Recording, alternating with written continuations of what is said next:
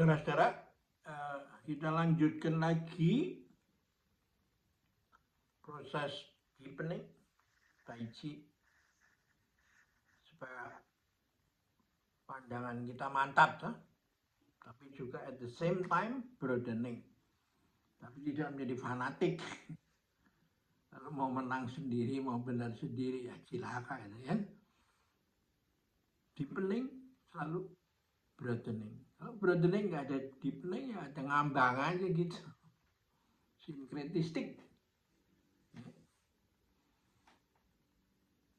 Nggak banyak gunanya, timbul masalah toh. Nah, kali ini kita akan membahas tentang akurasi. Cerita-cerita pendek yang diambil dari koleksi saya. Buku pertama saya diterbitkan tahun 1986, 40 tahun lalu. Dilanjutkan dengan Tai Chi pedang. Nah, dalam cerita itu salah satu kisah yang saya mau tampilkan di sini adalah tentang akurasi. Bagaimana dampak dari orang-orang yang berlatih momen demi momen itu. Seperti air mengalir di sungai, kalau kita ciduk detik ini di satu tempat, ternyata beda dengan 1 detik lalu. Dan beda juga dengan 1 detik kemudian. Jadi hidup ini memang terus mengalir momen demi momen.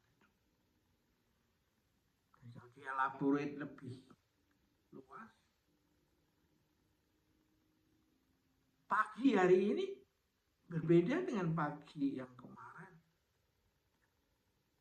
Dan pagi yang besok berbeda dengan pagi yang sekarang. Sama juga dengan musim semi. Musim semi tahun ini beda dengan tahun lalu sampai tahun depan.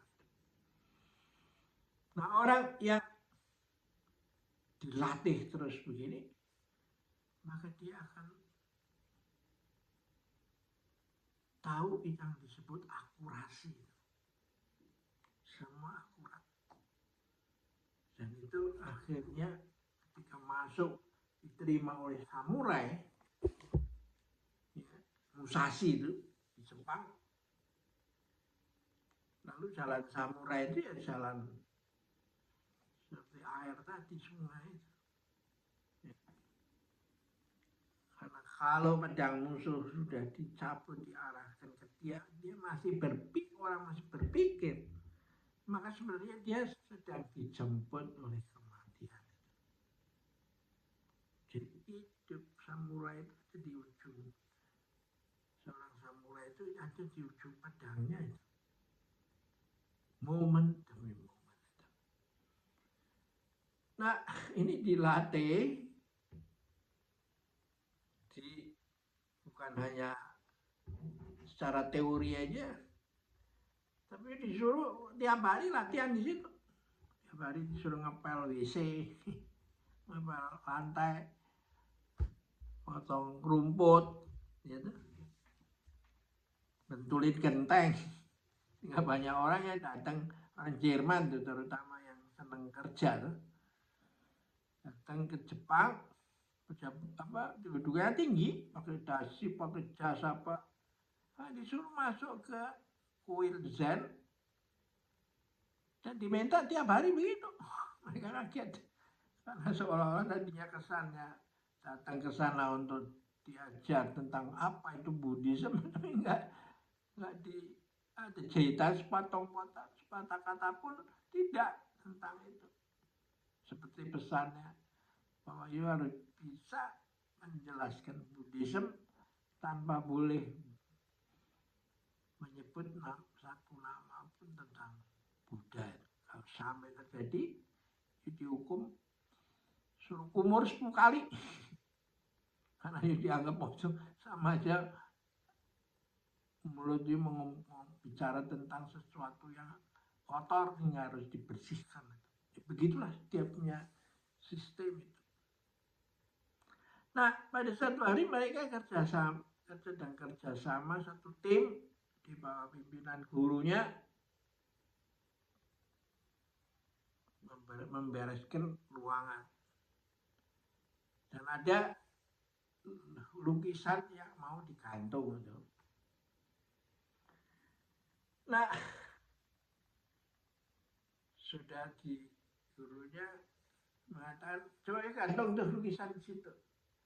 Kaligrafi itu. Nah, sudah di situ ya. Nah, geser sini. Nah, sini. Nah, itu tepat di situ. Paling bagus itu kalau ada di ruangan ini kan. Lalu muridnya itu jahil. Ya.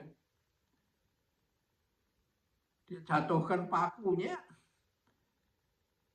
Dan lalu dia mau ngetes gurunya, ini benar kagak nih? Bisa hidup momen demi momen ya. Lalu dia bilang, waduh guru jatuh ini. Saya mau tempatnya di mana? Di mana? Lalu di sini, Bu. Gurunya bilang, sini, geser sini lagi. Sini lagi. Ah, itu situ. Dan si muridnya langsung geblak tuh. Gila ini. Guru itu tidak hanya teori aja. Ya, talk, tapi tidak walk ya. Dia walk the talk. Talk the walk. Jadi dia tahu persis di mana tempat yang dia dari jauh kasih petunjuk itu. Jadi berada di lingkungan Zen itu menarik itu. Coba Anda sendiri carilah literatur Zen itu. Semua tipis-tipis. Tapi isinya luar biasa tebelnya. Ya. Karena ya dia tidak percaya pada kata-kata. Kata-kata bukan tidak perlu lagi, tapi dia menganggap kata-kata itu seperti telunjuk yang menunjuk ke bulan. Dia bukan bulan. Kalau you mau pergi ke bulan, ya setelah tahu telunjuk ini, you jalan. Setiap hari satu langkah, meskipun perjalanan masuk ribuan li. Ya. Dan Anda nggak tahu bakal masuk surga, neraka, atau nirwana.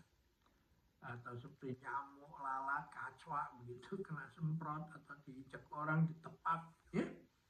Oke, lalu hidup menjadi berharga. Ya. Kita akhirin dulu perjumpaan dan sampai jumpa lagi.